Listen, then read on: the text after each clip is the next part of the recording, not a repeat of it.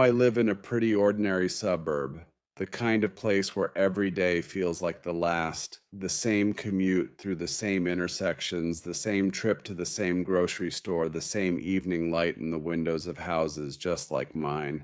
I have a job, an apartment, a girlfriend. I never believed in all that supernatural stuff, in ghosts and monsters under the bed, especially not here in the land of endless strip malls, asphalt, and the constant drone of the nearby highway.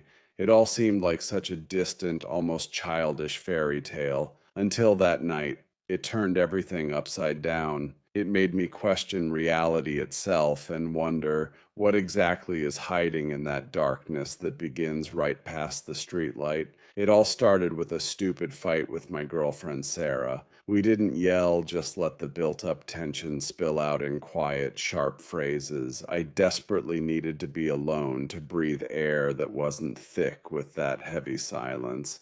And I remembered the garage, not just a shed, my dad's garage. It's in one of those private storage lots, a row of maybe 40 identical metal boxes lined up in perfectly straight lines. It's his personal sanctuary. Inside, there's an almost military order.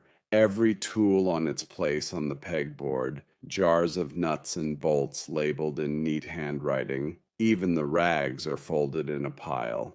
In the corner sits a worn but sturdy couch covered with an old blanket. There's even a small sink with a tap where Dad washed his hands after tinkering with the car. That place smelled of motor oil, dust, and calm. I took a sleeping bag, a worn out sci fi paperback, a bottle of water, and headed there, deciding to spend the night. That place had its own ironclad rules. No one was allowed on the premises after 10 p.m. The old security guard, everyone called him Jerry, would make his rounds at 10 with his two shaggy mutts, and then padlock the main gates with a huge, heavy lock.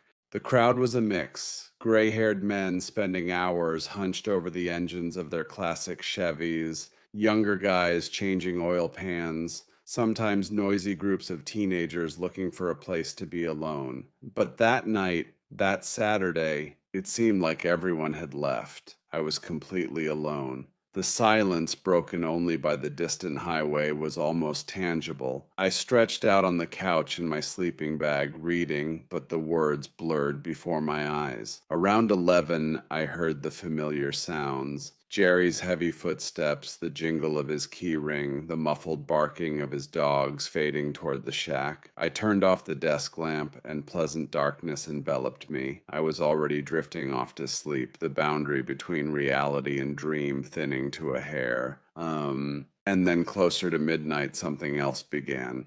First, a lone, sharp clang, as if someone had knocked a crowbar or a wrench against the concrete somewhere down the row. I pulled the sleeping bag tighter, listened, silence. Then a crunch, the crunch of gravel under someone's feet. Not fast, but probing, slow. The steps were approaching. They passed right by my garage. I froze, not breathing. And then laughter. A child's high pitched giggle. It sounded so close, as if its owner had pressed his ear against my door. It sent shivers down my spine. Then came a dry, rattling sound. A few pebbles fell from the roof of my and the neighboring unit, rolled along the gutter, and landed on the ground with a soft thud. This went on for about 20 minutes. Muffled running, ringing silence, new sounds. I told myself it was just local teenagers messing around, drinking in the off-limits area.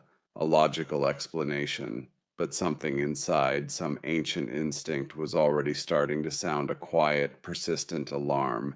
And then the knocking. Not loud, not aggressive, more hesitant. Tap, tap, tap. Fingertips on the metal door, and voices. Two boyish voices. The first one, thin, trembling, full of genuine, unmasked fear. The voice of a child, maybe 12. Hey, hey, please let us in. It's so cold out here. Please, I just need to get warm. Then the second one, a tone lower, lifeless. It held no plea, not even a threat, just a flat, unarguable statement. It was wrong. Open the door. We know you're in there. Just want to talk. My blood literally ran cold. I held my breath. My hands gripped the edges of the sleeping bag on their own.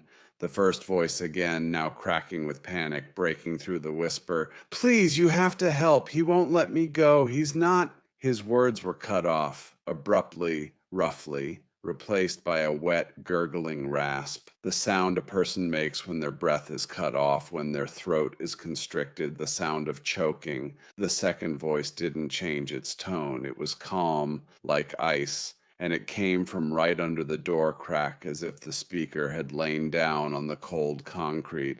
Don't listen to him. Open the door. I was petrified. I sat on the couch, staring at the black rectangle of the door, while white spots from lack of oxygen began to dance before my eyes. My fingers went numb from how tightly I was clutching the edge of the couch. Silence fell. Not just an absence of sound, but a thick, oppressive, physically palpable blanket. It lasted an eternity, maybe a minute, maybe 5. My ears rang from the tension, and then that cold voice spoke again. Now it was a whisper filled with such unimaginable contempt and promise that the hair on the back of my neck stood on end. Fine, stay in there. We'll wait. The cup overflowed. An animal, primal fear against which logic is powerless, washed over me. I could no longer be in that metal box. I needed to get to Jerry's shack, to the light, to people.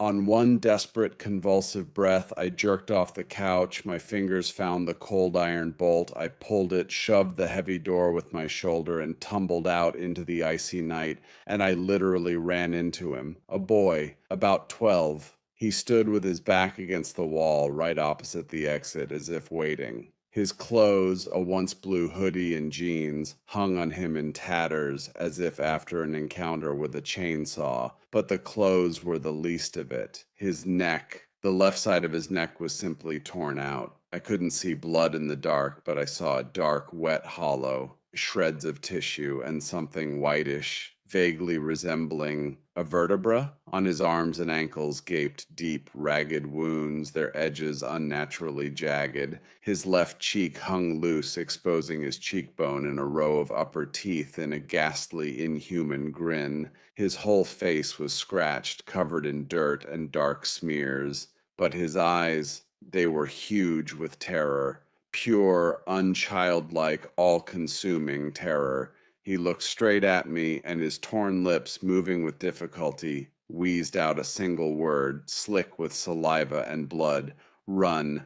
My brain shut down. Only instinct remained. I bolted away, toward the dim yellow square of the guard shack window about 30 meters away. Gravel crunched and scattered under my sneakers. I hadn't run 10 steps. Something monstrously heavy and swift slammed into my back between my shoulder blades. The blow knocked all the air out of me. I heard the fabric of my hoodie tearing, and then pain, white, blinding, searing pain in my left shoulder. Sharp, razor-like teeth sank deep into the muscle, gripping the bone. I screamed, not a scream, but a hoarse, powerless cry, and fell face first into the sharp gravel. The pain pulsed in waves, and I felt it. That creature that looked like a mutilated child hanging on my back. I felt its weight, its unnaturally strong, thin arms digging into my side. I felt a low, rumbling growl that seemed to come not from its throat, but from deep within its chest. It vibrated up my spine, then ba-boom!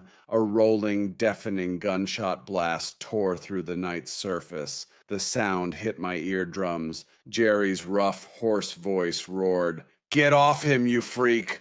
Boom! Another shot off to the side. The creature on my back screeched. It was an inhuman, piercing shriek, full of pain and rage, the sound of tearing metal and snapping branches. Its grip loosened. I felt it push off me, and out of the corner of my eye I saw only a vague, fast-moving silhouette that darted into the gap between two garages and dissolved into the pitch black. Faces leaned over me. Jerry's, frightened and determined, and someone else's, a neighbor. Their voices came as if through cotton wool. Jesus, look at him. Hold on, buddy. The ambulance is on its way. They dragged me to the shack. The light inside seemed blinding. I was shaking, couldn't stop. Through the torn fabric, dark, sticky blood seeped, soaking everything. The hospital was bright, sterile, and surreal. A nurse with an indifferent expression cleaned the wound, making the world swim in a white haze of pain.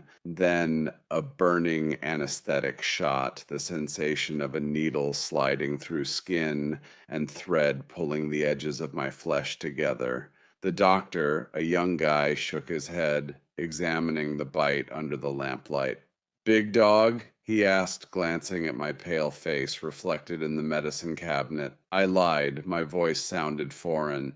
"Yeah, a pit bull, a stray. A friend fired a warning shot, scared it off." The doctor nodded, making notes on the chart. But the nurse, the one who had cleaned the wound, met my gaze. And in her eyes I read not just doubt, but understanding. She had seen those wounds. They were spaced too close together. The bite arc was too narrow for a dog. The tooth impressions were sharp, almost predatory, but their arrangement, it hinted at something bipedal. A week later, when the wound still ached, I went back to the storage lot to finally clear out my things from the garage.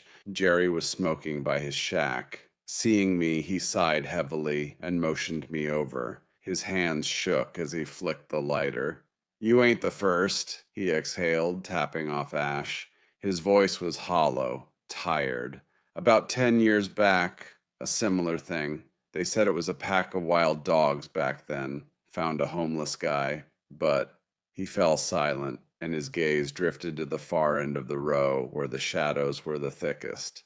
"The sounds I heard that night, kid, weren't no dogs. They were talking, whispering." He didn't say anything else, but his silence was more eloquent than any words. I sold the garage, sold it fast and almost for nothing, just so I'd never have to think about it again. But the day before the new owners were to take possession, something drew me there, just to look one last time, just to make sure. I drove up at sunset.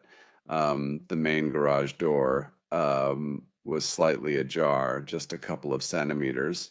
A dark slit beckoned and terrified at the same time. I distinctly remembered clicking the padlock shut. I definitely locked it. My heart pounded wildly, drowning out all other sounds. I slowly, with my palm, pushed the heavy door open. The screech of metal sounded deafeningly loud in the evening silence. Inside there were no vandals, nothing was stolen, but everything was disturbed, not just tossed around, but as if someone had carefully searched through it all.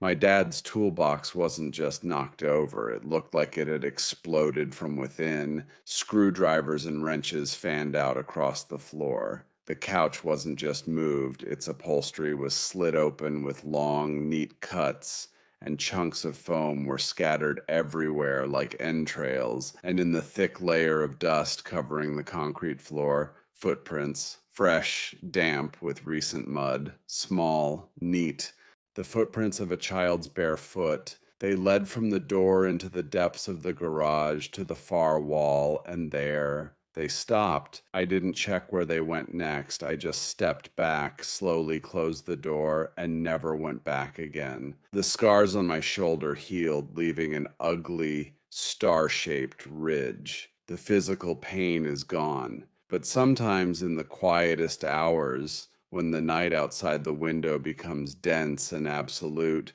and even the highway falls silent, I wake up with a feeling that I'm not alone. And I think I hear through my sleep from outside, right against the thin glass, that same flat, lifeless whisper stretching the words into the icy silence. "We are still waiting